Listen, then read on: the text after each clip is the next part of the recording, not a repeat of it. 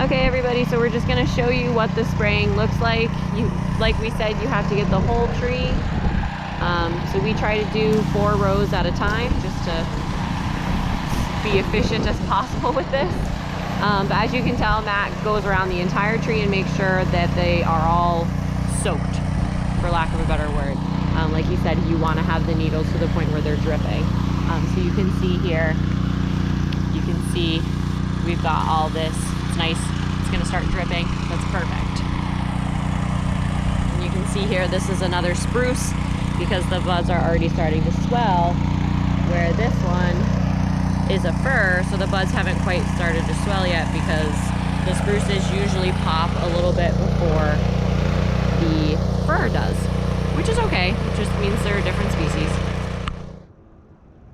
All right, guys, so we figured we'd give you a quick shot of our sprayer. So with thousands of trees to spray, it would take forever almost to spray everything with a backpack sprayer or like a small sprayer.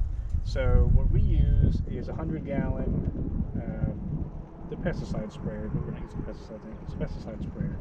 It's got a little Honda motor on it, a little Comet pump, and it, this one runs at between 2,000 and 2,400 psi, which Kim can show you in a second. When it's running, it's a little loud, so we shut the motor off.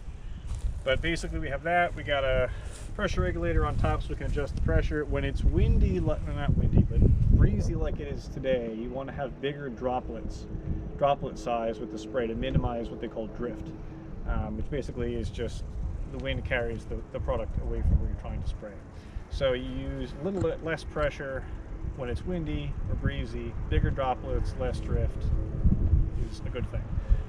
So anyway, so I'll fire this up and then we'll give you some footage on what it looks like as we're spraying. On that end, we're using it's basically a Green Guard is the brand, tree sprayer, and it's an adjustable stream from an actual stream to a fine mist. We're somewhere between the fine mist and the aggressive stream, and that's a good way to give the trees a good coating. You want to have them almost to the point of drip, so basically the point where the needles start to drip is good. And you got to do that for every tree. So it does take a little while to do them. We've been working on it all day. It's about 3 o'clock in the afternoon. We're about more than halfway through, 2/3 of it.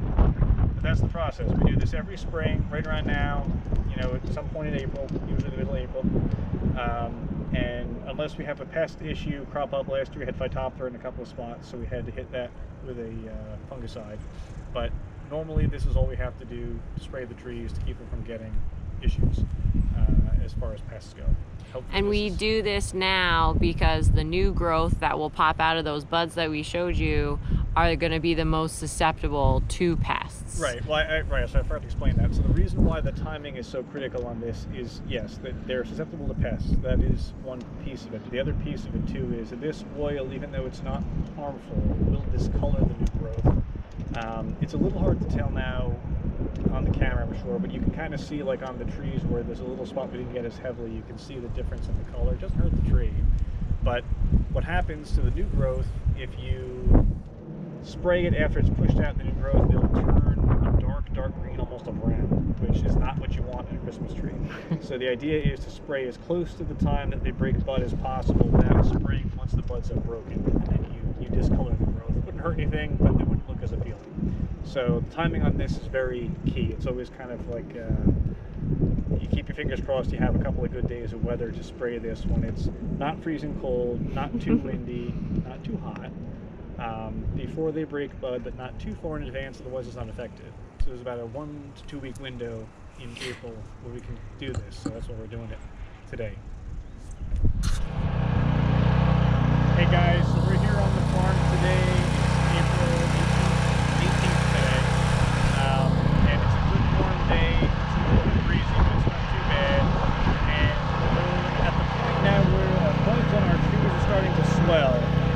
And what I mean by that is if you look at the bud, if you can see how the outer layer is starting to kind of flake away, this tree, this is a blue spruce, this is getting ready to push out its new growth for this year pretty soon, probably in the next week or two. So what we're doing today, and what we'll be doing tomorrow, is spraying a horticultural oil on the trees. It's an organic oil. Basically what it is a highly refined mineral oil that we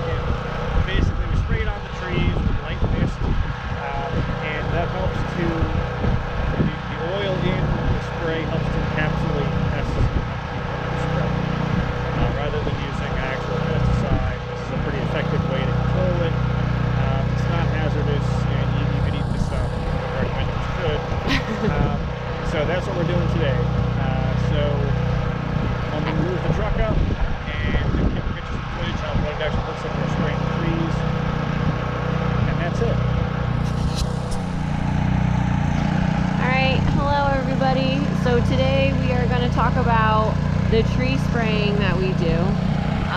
So we have to spray the trees every year with this natural oil. It's certified organic oil, no chemicals, but what it does is it protects these little buds right here.